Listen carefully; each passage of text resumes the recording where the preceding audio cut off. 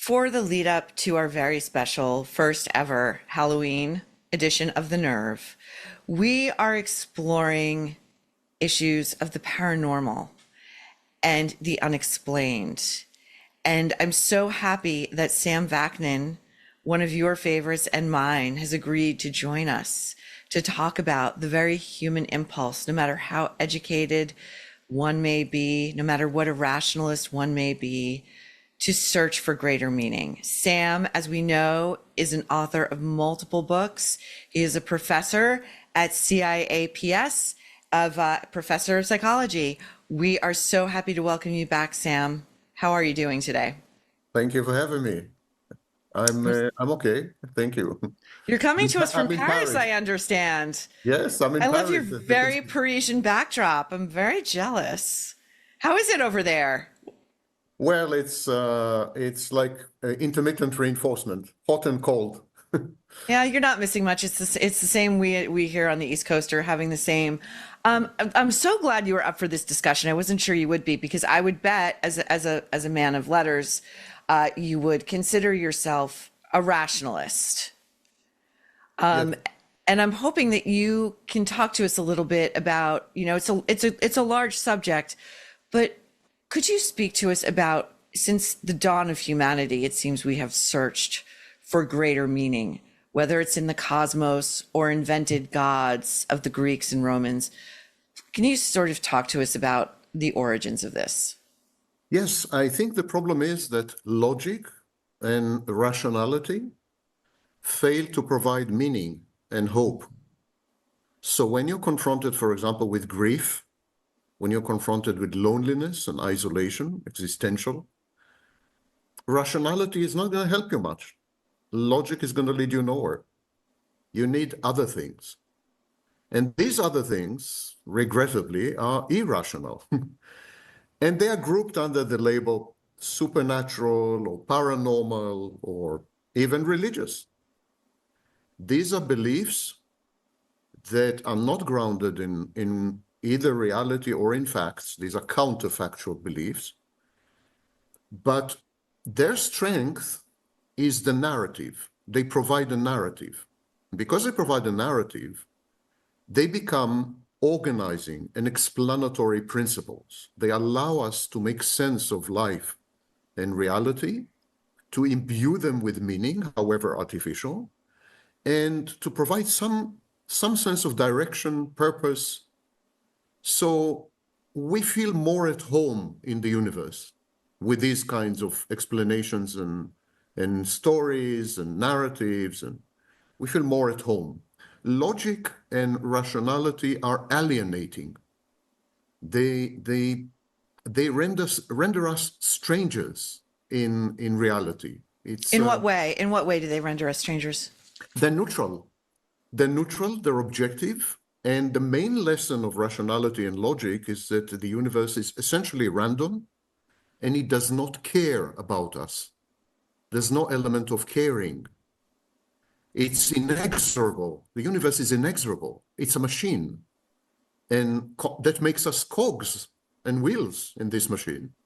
It's so interesting you say that because one of the most common concepts of the modern age, and you hear this all the time, particularly in American daytime television, is the universe. The universe has guided you here. The universe has heard you. The universe has made it so. The universe has become sort of this plug-in for the secular notion of an all-seeing God. Why do you Well, think that's happening right now? it's a combination of grandiosity and magical thinking. The belief that the universe cares sufficiently about you to guide you. I find it delusional, to use a British understatement. And also it involves magical thinking. Magical thinking is the infantile belief that your thoughts or wishes, if they're strong enough, powerful enough, can affect change in Oh, this reality. is the other concept we now call secularly manifesting. Yes, You wish hard enough in for it, it will become true. law of attraction, the secret, all these things.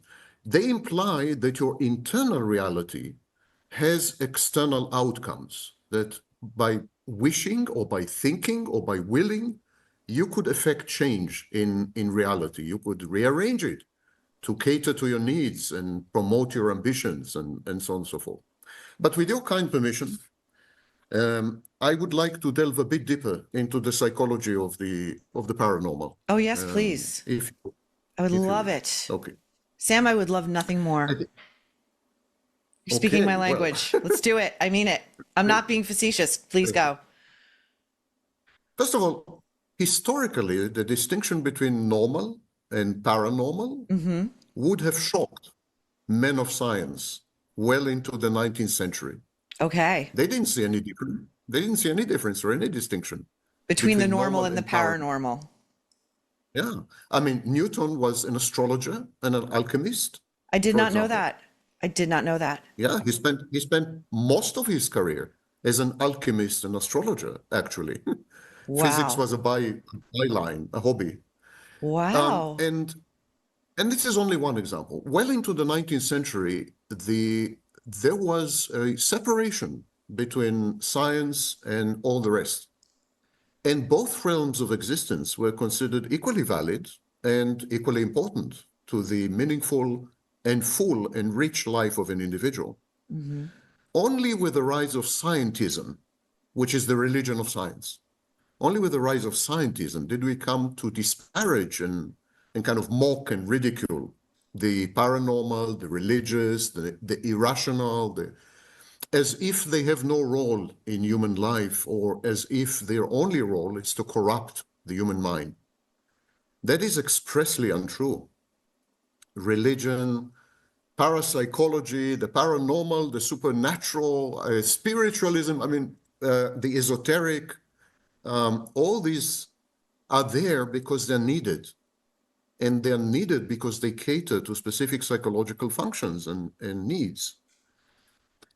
Having said that, they reflect highly specific psychological processes. First of all, anyone who believes in the paranormal has some kind of difficulty to tell apart internal objects from external objects. There's a confusion between what's happening internally and what's happening externally. And this, of course, is why we see apparitions and ghosts. They exist in our mind, but we perceive them as external. This is an element in psychotic disorders. People with psychosis have this problem. They So, could, so Sam, so are you saying that anybody who says they have had a brush with the paranormal, who has had a brush with the unexplained, has experienced some manner of temporary psychosis? no, what I'm saying is that certain types of paranormal experiences reflect a problem, a confusion between internal and external objects, and that is also a clinical feature of psychotic disorders. It doesn't mean that these people are psychotic. No, It I'm not means they saying have they are experienced. psychotic, but it sounds like you're saying it can be a temporary situational phenomenon. It's a temporary break with reality, absolutely, yes. It's a valid experience. The person is not lying. They did see a ghost, but we know that this is a hallucination. An apparition is a hallucination. We know that there is a breakdown of the boundary between external reality and internal reality, which leads to the confusion of the two territories. Sam, let me ask you a question because this is a case that we are going to talk about and delve into on our Halloween episode. And this is an isolated case, but there is a documented story and video, audio, literature, what have you, of a young girl, I believe in the 1980s. So this is before the internet and before one could have their fantasies augmented by such a thing, who at about the age of 5 years old reported playing with a couple of men who were in their 50s. She could name them, she could explain what they looked like. Nobody else saw them. It turned out these men were deceased. They had lived in the house next door. She had all of the factual biographical details of their lives correct. How would you explain such a thing? Can I don't science know, explain such a thing? I don't know the particular case, but I can make two general comments. Okay, Most children have imaginary friends. right. These imaginary friends disappear in adulthood, but they Hmm. fulfill very important roles. They're known as transitory objects. These imaginary friends allow the child to develop social skills and to feel protected and safe in environments which are less than stable, and so on and so forth. But most children have them. That's point number one. Point number two, there have been multiple projects in academia and in science where we have attempted to study exactly such stories over decades. And I'm not talking about a single project. We have Stephenson's project. We have the Princeton Laboratory. We have, I can enumerate at least 20 major projects, which lasted for 30 years. Each of these projects has studied anywhere between 5,000 and 10,000 cases. In the totality of this endeavor, we succeeded to come across a single unexplained case. Really? One. All the others. Can you talk a little bit about what that one unexplained case entailed? Yeah, that was a case described by Stephenson, who was a serious and rigorous academic. Year? Stephenson was in the United States, yes. And Stephenson 60s, okay. I'm sorry? 1960s, you said. Yes. Okay. And Stephenson described the case of a young girl who came up with a recollection, perfect recollection, of her previous life in India. There was an American young girl, yeah? A previous life in India. She described her relatives, she named them, she described her house, and she described a buried treasure, a treasure she herself had buried prior to her demise. She died in childbirth, I think. And then the only way to verify this was to travel to India. And so the whole circus traveled to India. And they found, she named them correctly. They found the house. And they found the buried treasure exactly where she pointed it out. And that's the only unexplained case in the entire history of the field, which is now at least 150 years old. I would say, though, that case is beyond tantalizing. Well, that's precisely what people like William James and I was going to get to William James with you, exactly. Precisely what William James and Arthur Conan Doyle said. These were hyper-rational people. William James is arguably the father of psychology. And Arthur Let's Conan just Doyle. explain to anyone who may be unfamiliar with William James, brother of the famous novelist, 19th century novelist Henry James. He was a physician. He taught at Harvard. He was an expert in anatomy, a rationalist who later in life wrote one of the most famous books on the subject up until that point, called The Variety of Religious Experience. And I remember reading that book maybe in my 20s and thinking this was blowing my mind, because I felt like I was experiencing a rationalist working through his own resistance to the idea of other dimensions or other understandings of human nature that were beyond our own recognition. There's also James, the father of psychology, who is an even more interesting case. And he suggested that paranormal phenomena are real. Are real. He developed this belief or belief system following the death of his only son, Herman. And very often, these conversions on the way to Damascus take place after a period of grief, in the wake of some grief. So we have Arthur Conan Doyle, who lost his son in the First World War, the father of Sherlock Holmes. Yeah. Yes, yes. And Arthur Conan Doyle became a spiritualist in the wake of this experience, the loss of his son. So did James. And James said that if there is a general maxim that all swans are white, and then there's a single black swan, that is enough to falsify the maxim. Now, I'm mentioning this because you asked me about this single case. Yeah. This single case has not been explained. And I find it difficult to think of a way to explain it, to be honest. And in itself is sufficient to falsify the paradigm that the paranormal is wrong. Thank you. I was thinking the same thing, but I didn't want to say it. I was thinking the exact same thing. it's a curious case which challenges many, many underlying assumptions regarding many, many things. Well, I just want to say you mentioned at the beginning of the conversation, and I love this phrase, the religion of scientism. The Yeah. idea that scientism, this idea that we explain everything through known laws of physics and medicine, biology, the known world, is in itself a religion, even if said adherents consider themselves atheists. No, no, no. They do belong to a religion. I want to show a clip of the very famous neurologist Oliver Sacks, who has since passed, being asked about what he thinks about the paranormal and the idea of dualism, the idea that the body houses the soul and those two things live together for a time but are separate entities that divide upon death. Let's take a look.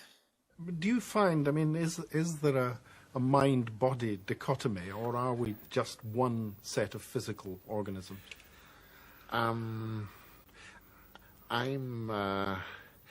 I feel strongly that we are just one set, and I think the dichotomy is partly because we don't know enough about the body and its wonder, which is what Spinoza was saying in 1650. Many physiologists are dualists. Sherrington, who was the greatest physiologist of all, was a complete dualist, and but I tend to think that there will be one day a biology of consciousness and of sensibility which will not be reductive, and will allow all the fullness of life as we know it. And will explain all? Will illuminate all. There's something always reductive about explanation. So I'll talk about what struck me about that interview and then I'll give it to you. Oliver Sacks, indisputably a brilliant man.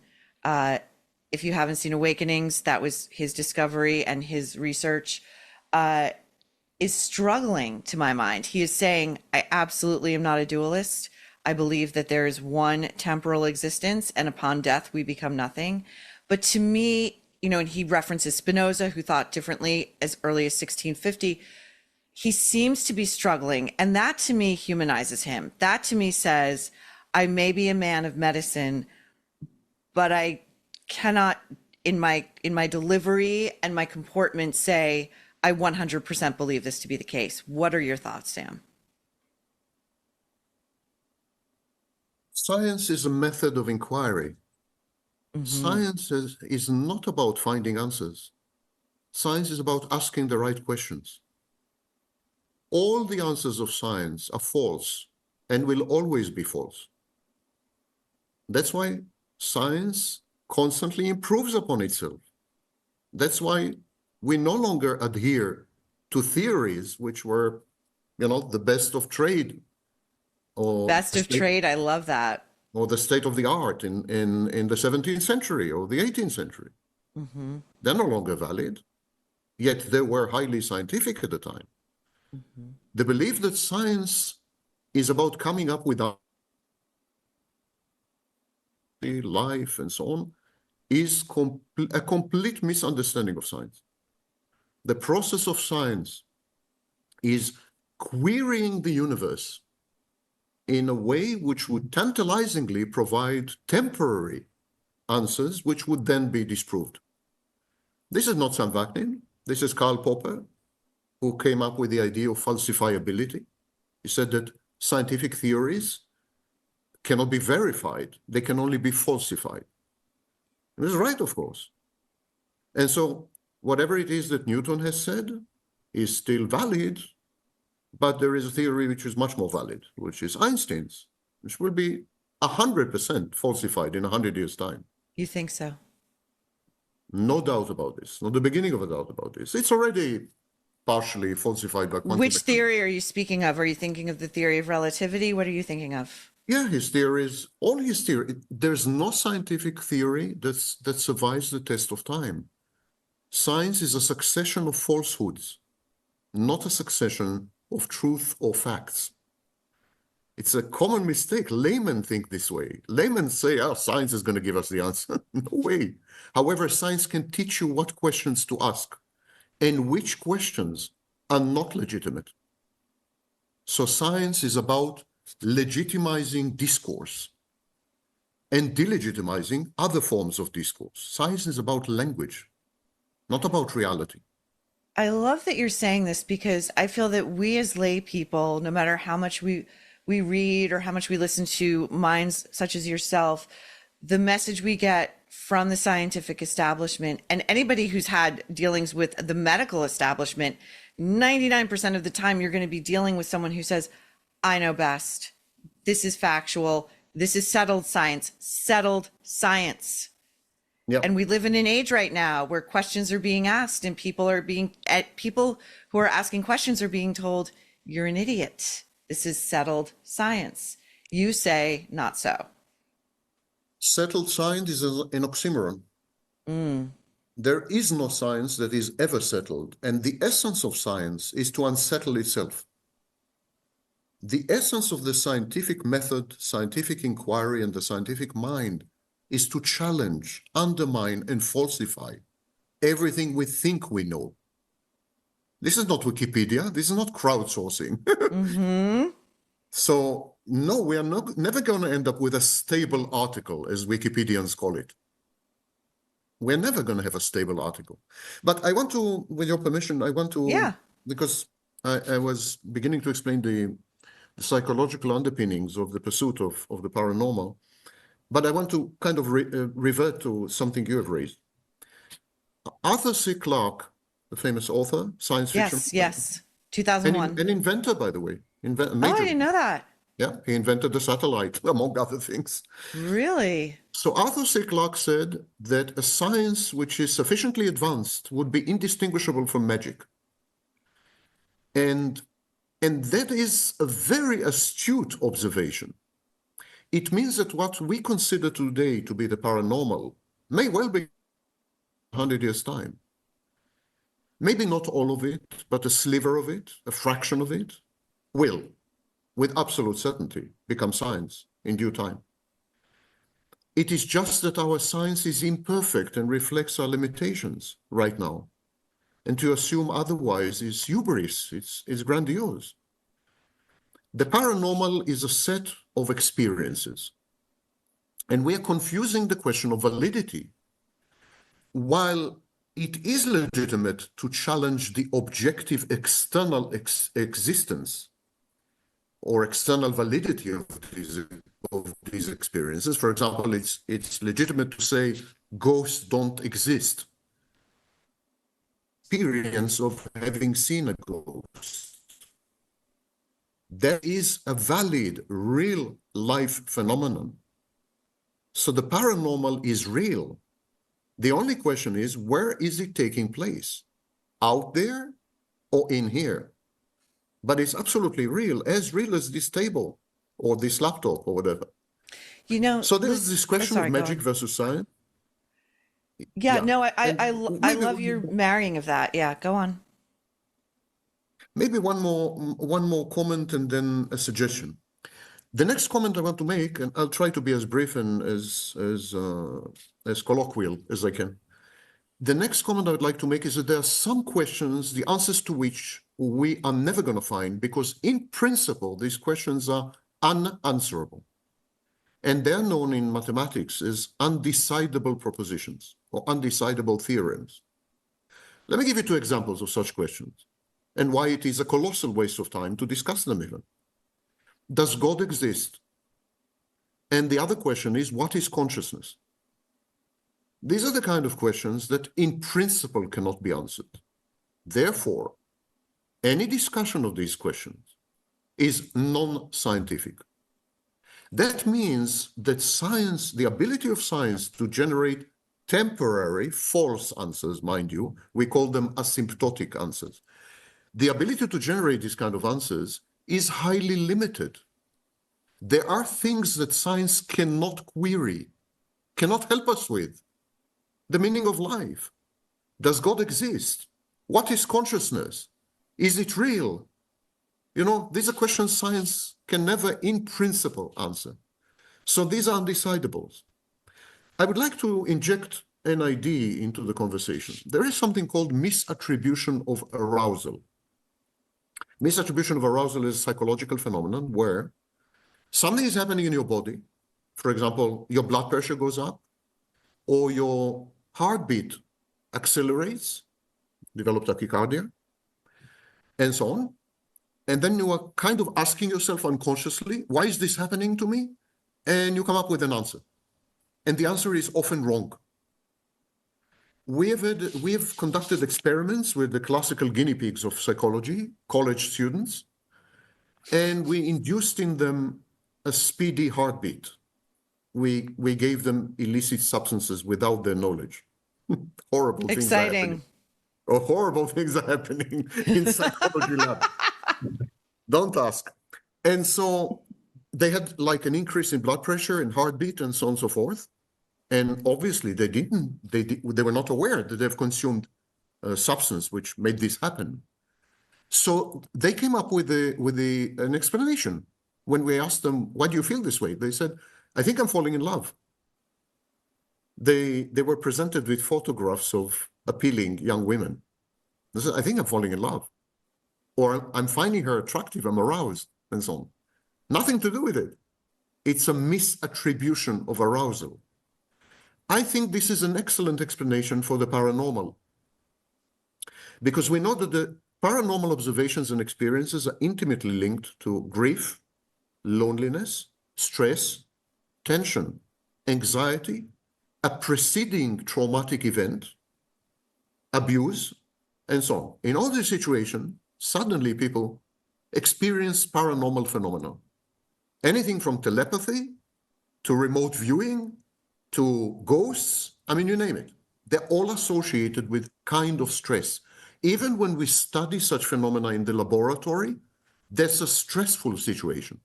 There are expectations of performance, there is the unknown, and so on. I think all these situations involve physiological arousal that is then misattributed to paranormal phenomena. People ask themselves, why is this happening to me? Why is my heart pounding in my ears, and why is my face flushed, and so on? And they say, it's because something paranormal is happening to me. I know my mother died. I just know it, you know?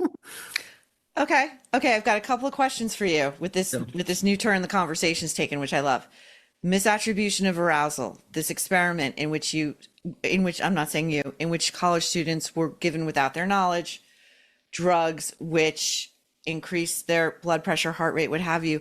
Would you not say that that is not giving the subject all of the information? Because without the knowledge of that drug in their system, what are they to do but react to stimuli that is deliberately placed in front of them and attribute that physiological reaction? Number one.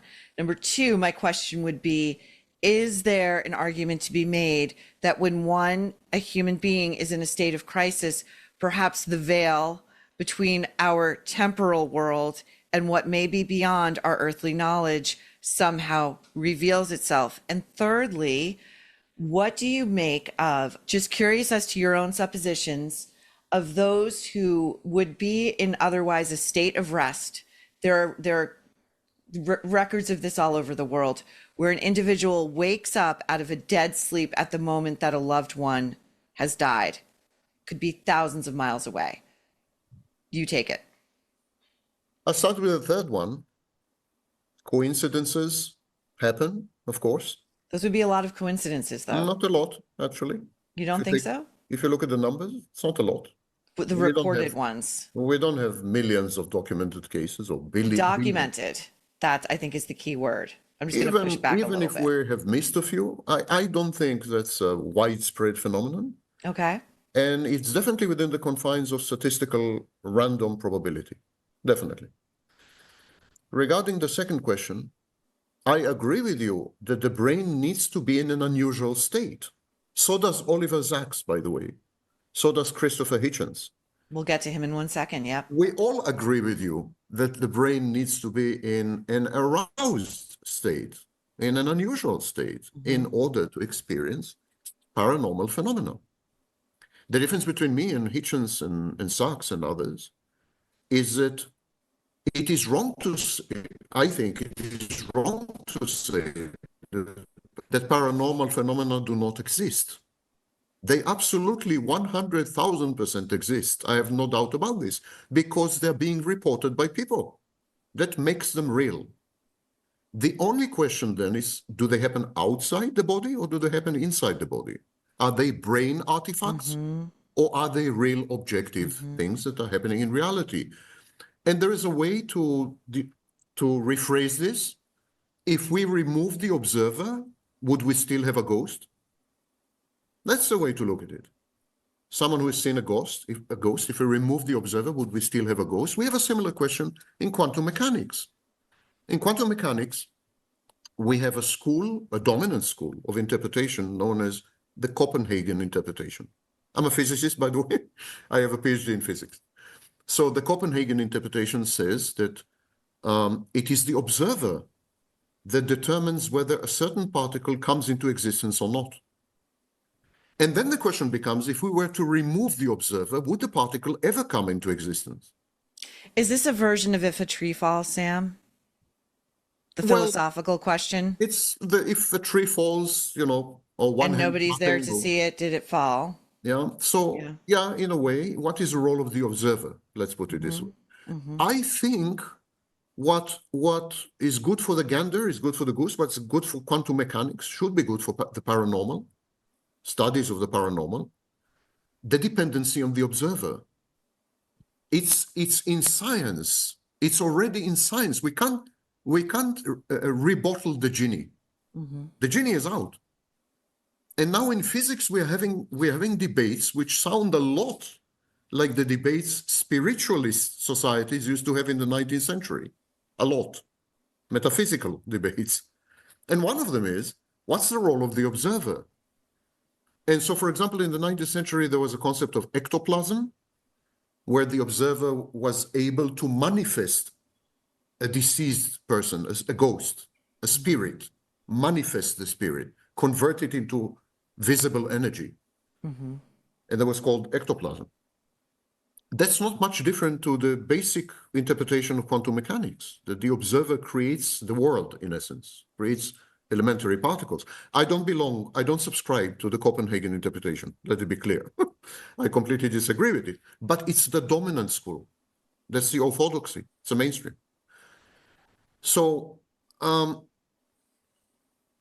think that if we go back to the basics of psychology, Sigmund Freud described something that he called oceanic feeling. He said, he and many others, Anna Freud, Mahler, I can give you a long list, they suggested that the infant is immersed in a symbiotic phase, a kind of merger and fusion with the mother. And the infant exits the physical womb when the infant is newborn, but exits the mental womb only 2 years later. Really? It takes the infant another 2 years to exit the symbiosis with the mother and to individuate, to separate and individuate. That is how a certain school of psychology looks at it. And so I think there's a lot of it in the paranormal. I think people need to go back to the womb. They need this oceanic feeling of connectedness, of being one with others, being one with reality, being one with the universe. There's a need to merge and to fuse. There's a need for symbiosis, because when you're in a symbiotic state, all your needs are taken care of. There is the afterlife, because if you're part of the universe and the universe is part of you, if you are inextricable, if you're indistinguishable, you're one and the same, then you will never die, obviously. You will never die. And so there's the afterlife. There's a lot of comfort. It's a form of self-soothing. And it makes you feel very safe. It affords a narrative stability. And it renders your life a lot more meaningful even I would say to some extent grandiosely meaningful, because you are part of a cosmic scheme and the cosmic fabric. So I think it has a lot to do with this oceanic feeling. So you are predestined or preconditioned to experience paranormal phenomena, then you experience a state of arousal, and you misattribute it to the paranormal. That's how I see it. It's a Yeah. trigger. Yeah, so this is before we play Christopher Hitchens, because I really want to talk to you about him, one of my all-time favorites. You're talking about the need to go back to the womb and to birth and the experience we all share.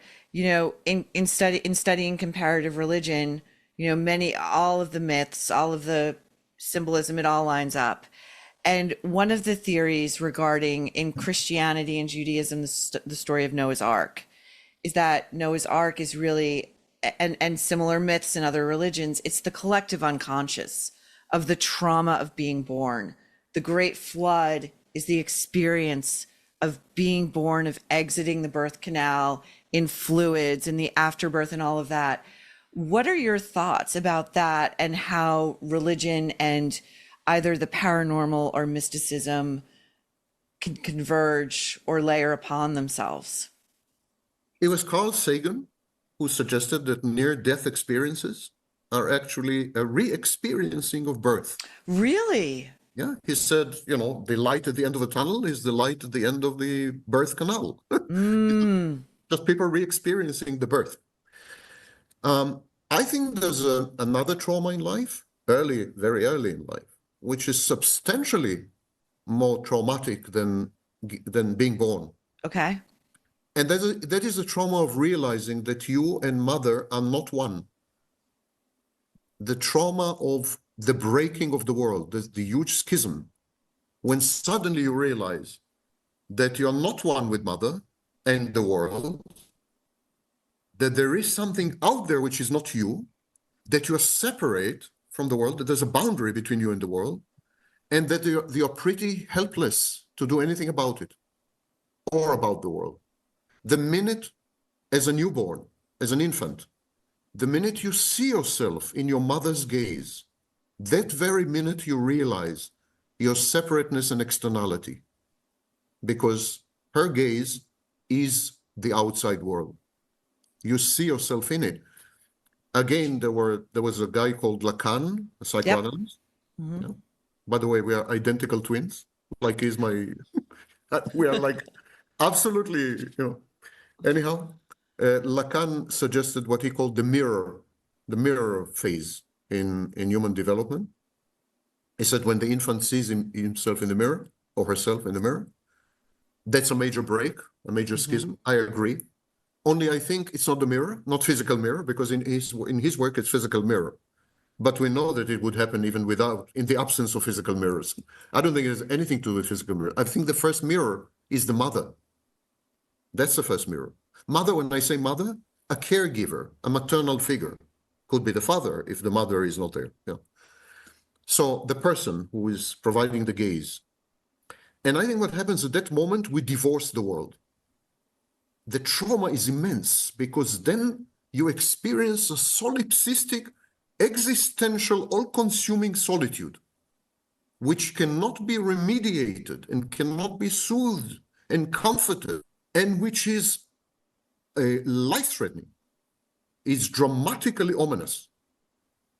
And you are 2 years old, 18 months to be precise.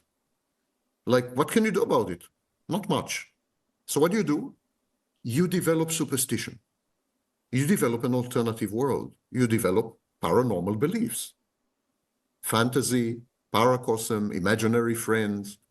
And in case the environment is abusive or truly traumatizing, you become a narcissist. You develop the false self.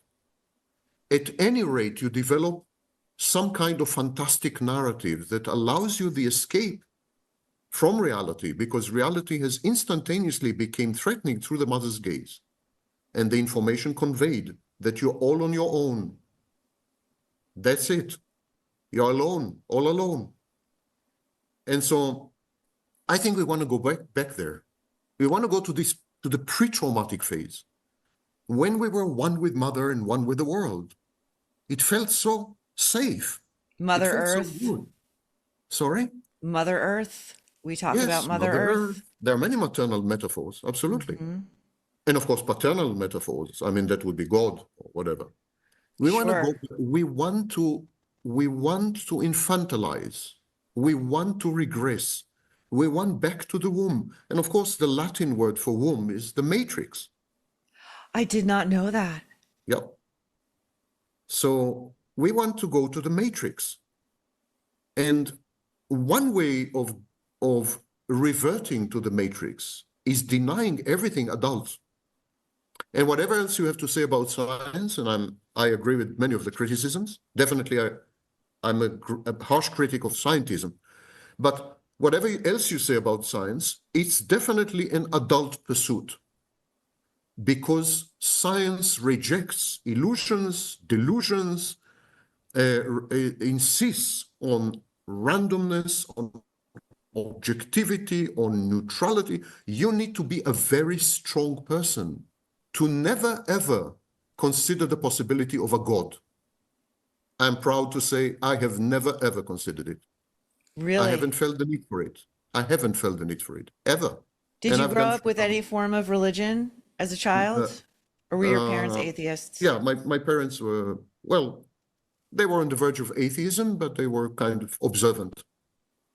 Okay. But Jews? I never felt the need for a religion or for the paranormal. I never felt the need for anything except rationality and logic. But it takes a very strong personality to do that. I'm praising myself, of course. It's Of course you are.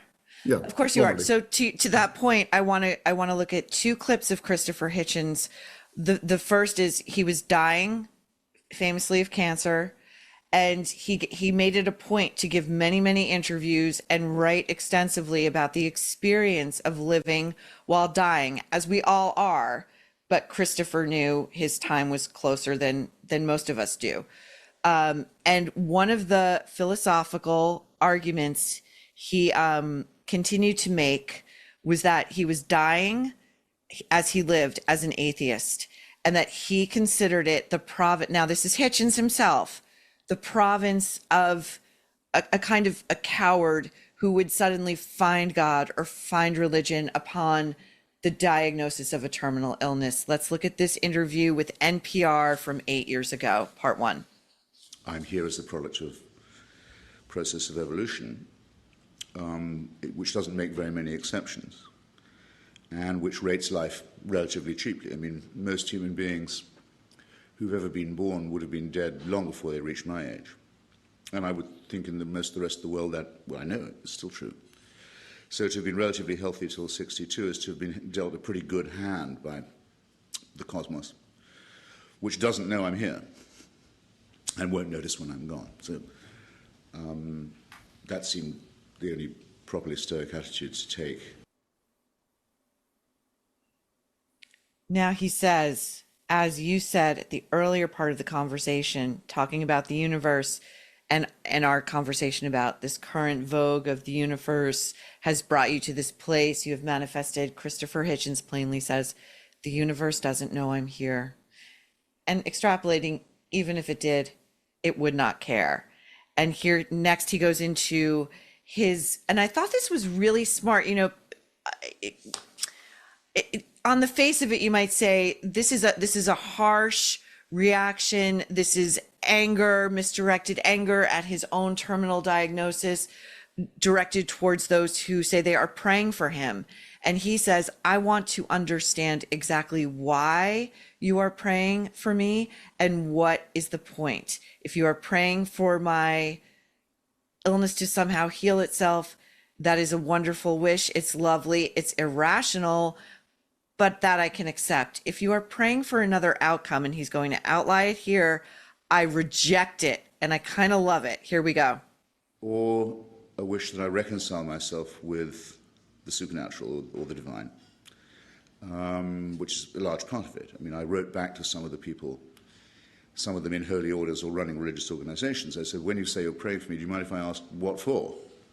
And a number of them said, quite honestly, not really for your recovery, but that you see the error of your ways. That you find God. Yeah. Now, I find that not as easy to be graceful about, because though it's put in a nice way, it's part of a phenomenon that I've always thought of as very disgusting, which is the belief of the religious that, which they keep expressing and have done for centuries, that surely now you're dying, your fears will overcome your reason. I hope I don't have to underline what's horrible about that. There's an element of blackmail to it. And an element also of tremendous insecurity, I think, on their part. I mean, they don't seem to feel they'd win the argument so easily with someone who was mentally and physically strong. By the way, I think they're right.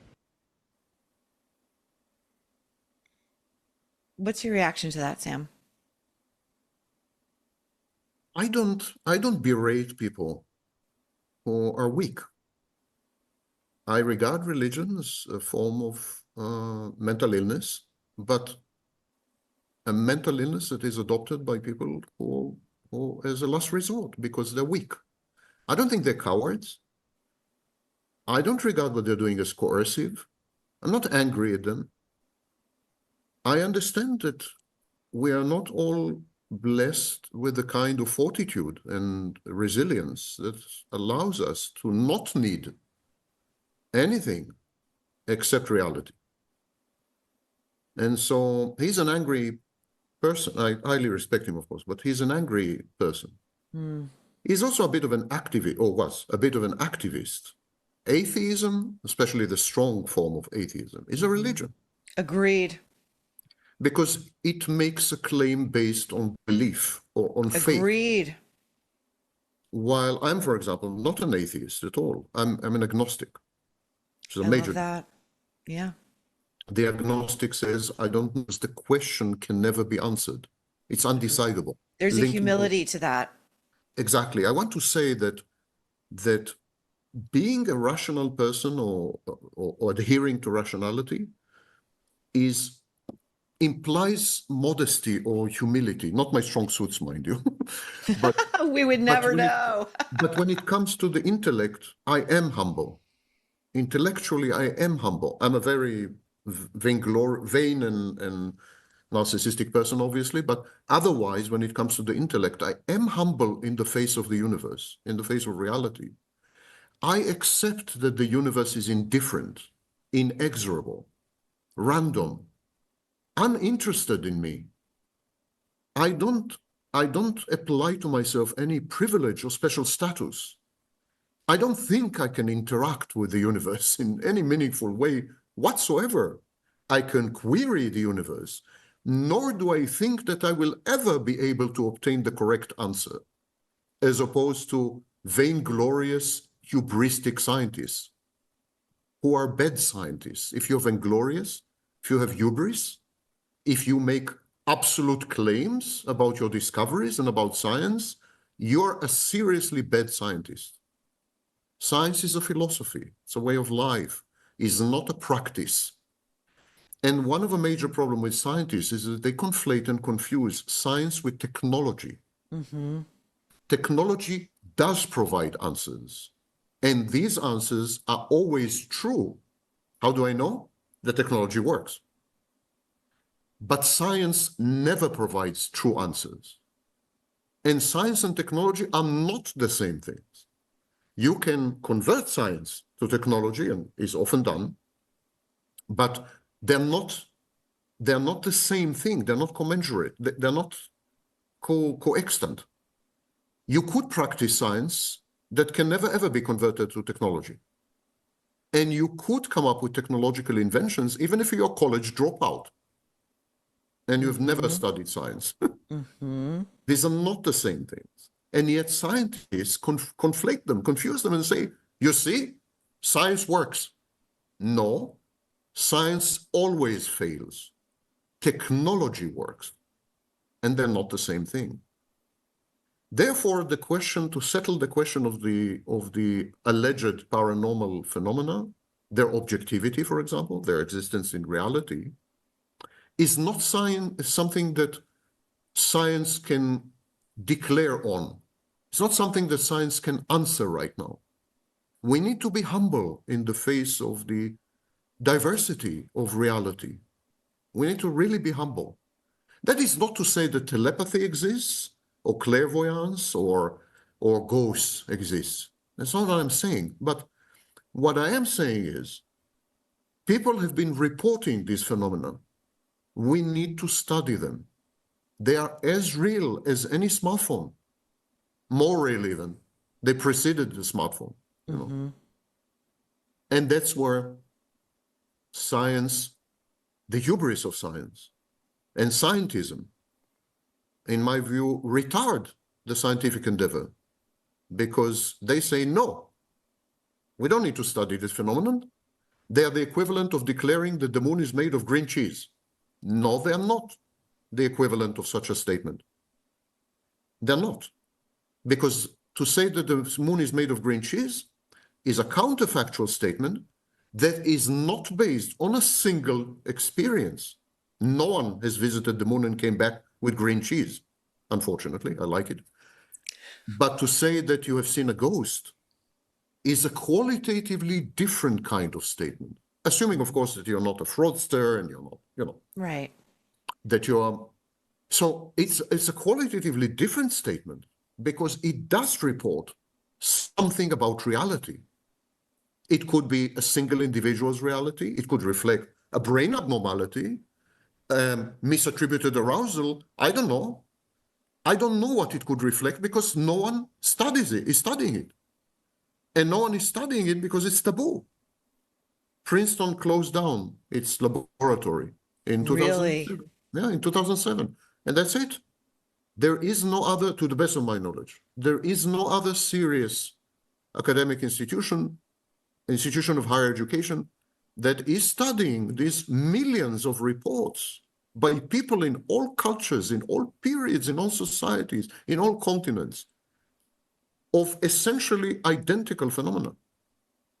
And that is shocking, to exclude such a vast forest of experiences just because it's green cheese.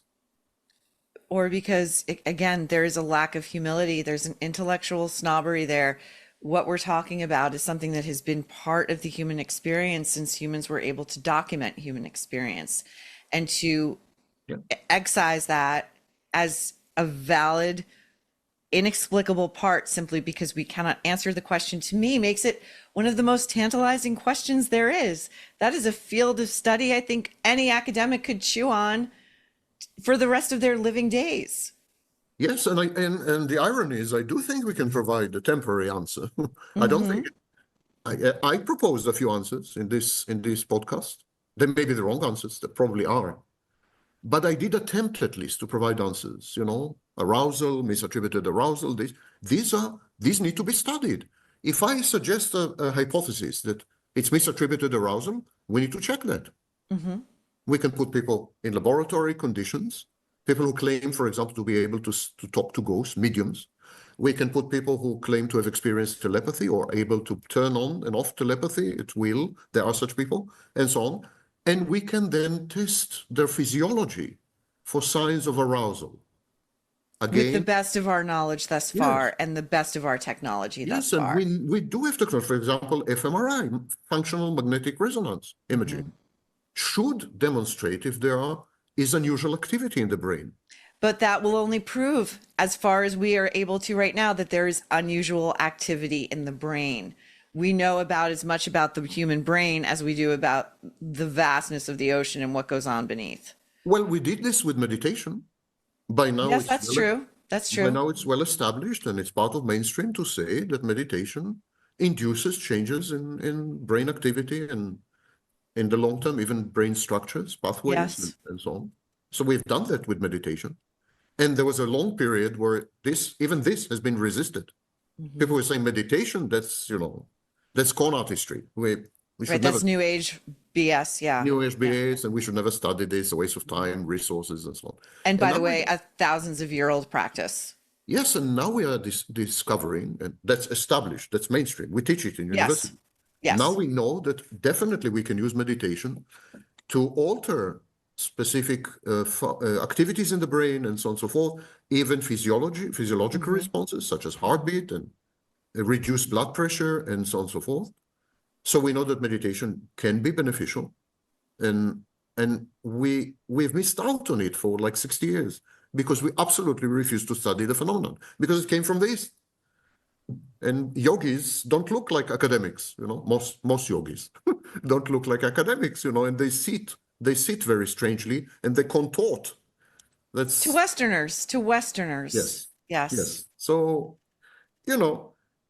I think we need to be more humble. I think we do need to study what is today called paranormal phenomenon. Maybe the phrases are unfortunate, paranormal, supernatural, this, that. These are reports by millions of people about something that is undoubtedly happening.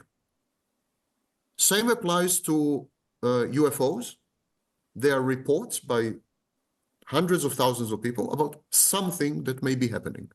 My inclination is to believe that these are brain artifacts, that this reflects some problems with processing and so on. That's my inclination. I do not believe in the existence of ghosts or UFOs, not even remotely. Fascinating. But I may be wrong. I may be right. Well, you and I should pick up UFOs after we talk to some I'm fascinated. There's a documentary coming out, but by ex-military fighter pilots, people who have been trained to the teeth, ultra rationalists, understand physics, aerodynamics. As you said, these reports we saw aircraft that could not be human made. It's wild stuff. It used to be the province of conspiracy theorists, tinfoil hats, and now it's part of real sophisticated discussion. And I love it.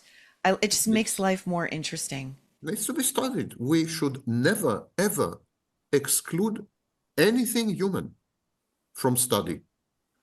There was a Roman saying, nothing human is alien to me.